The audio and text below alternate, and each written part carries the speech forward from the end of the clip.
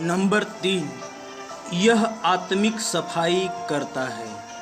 यह आत्मिक सफाई करता है मतलब वचन आत्मिक सफाई करता है। इब्रानियों की किताब 4 अध्याय के 12वीं आयत में लिखा हुआ है, क्योंकि परमेश्वर का वचन जीवित और प्रबल और हर एक दोधारी तलवार से भी बहुत चोखा है और प्राण और आत्मा को और गांठ गांठ और गूदे गूदे को अलग करके आर पार छेदता है और मन की भावनाओं और विचारों को जांचता है। सुने फिर से, जांचता है। जांचने का मतलब आत्मिक सफाई। परमेश्वर का वचन आत्मिक सफाई करता है।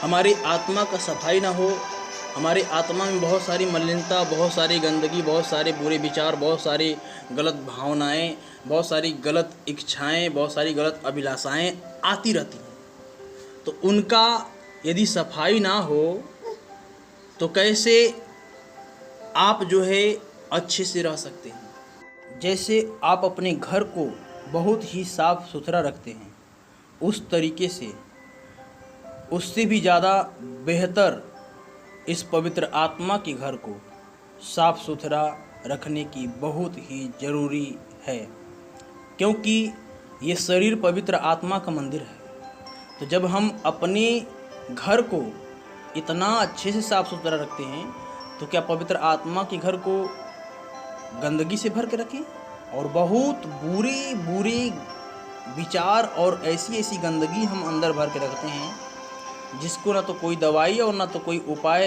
दूर कर सकता है। और सबसे बढ़िया उपाय और सबसे बढ़िया तरीका परमेश्वर का वचन ही है, जो इन सारी गंदगियों को घर से बाहर अर्थात इस दिल से, इस मन से, इस आत्मा के अंदर से उन गंदगियों को दूर करने की ताकत परमेश्वर का वचन रखता है। परमेश्वर के वचन में शुद्ध करने की ताकत है, जो हमारे विचारों, भावनाओं, व्यवहार, उद्देश्य और इच्छाओं को शुद्ध करता है।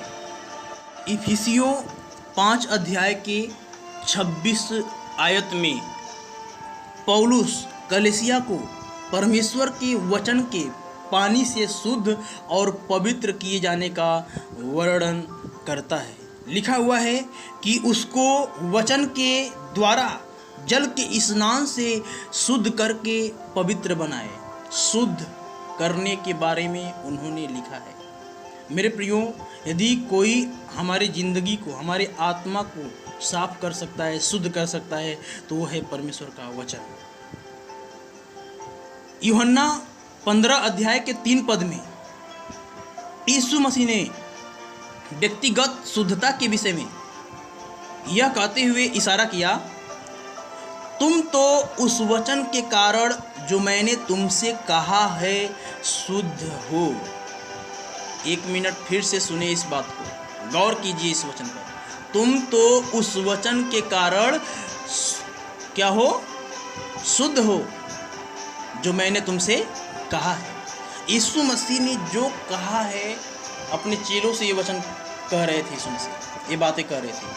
तो यीशु मसीह जो वचन कहते हैं या जो वचन उन्होंने कहा है, उस वचन के कारण हम विश्वासी या यीशु मसीह के चेले, यीशु मसीह के नाम में विश्वास करने वाले लोग शुद्ध हैं।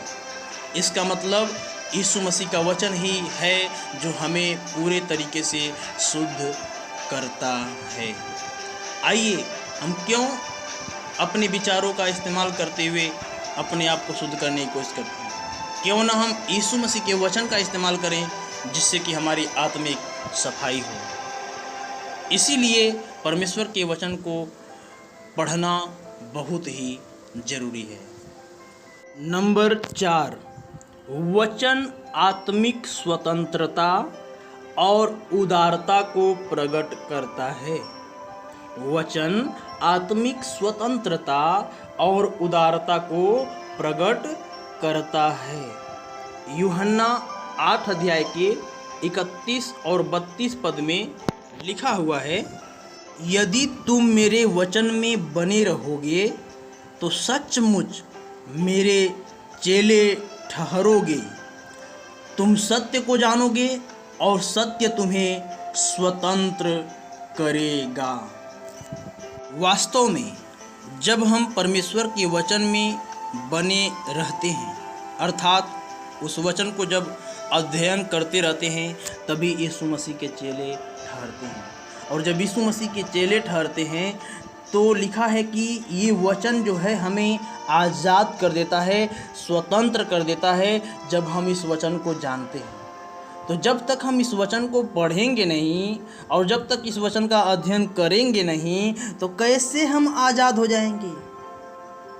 बिना जानकारी के हम आज़ाद नहीं हो सकते। परमेश्वर के वचन को पढ़ करके समझना और जानना बहुत ही जरूरी है। यह स्वतंत्रता भावुकता, मानसिक और आत्मिक बंधनों को तोड़ती है। कई बार हम भावुक हो जाते हैं, जिससे हमारी मानसिक स्थिति दब जाती है और शैतान हमें दबाता है। और ऐसी शैतान के बंधनों को तोड़ने के लिए परमेश्वर का वचन ही पर्याप्त है। मेरे प्रियो, वचन ही है जो आत्मिक स्वतंत्रता देता है और हमारे ज़िंदगी में उदारता की भावनाओं को देता है। जब तक परमेश्वर का वचन ना हो तब तक हम उदार नहीं बन सकते। यदि हम पाप के बंधनों से, शैतानी बंधनों से और भावुकता की स्थिति में जाकर मानसिक स्थिति दब गई है, इस स्थिति से बाहर निकलने के लिए यदि आप चाहते हैं तो परमेश्वर के वचन को पढ़ना चालू करें। आज के अध्ययन में हमने नंबर 6 में सीखा, बाइबल हमारी प्रतिदिन की आवश्यकताओं के लिए धन का भंडार है, जिसके अंतर्गत नंबर 1 को हमने देखा, वचन हमारे उद्धार को सुरक्षित रखता है। नंबर 2, यह आत्मिक बढ़ोतरी के लिए आवश्यक है। नंबर 3, यह आत्मिक सफाई करता है। नंबर 4, वचन आत्मिक स्वतंत्रता और उदारता को प्रकट करता है। बाकी के अध्ययन को हम अगले पार्ट में देखेंगे।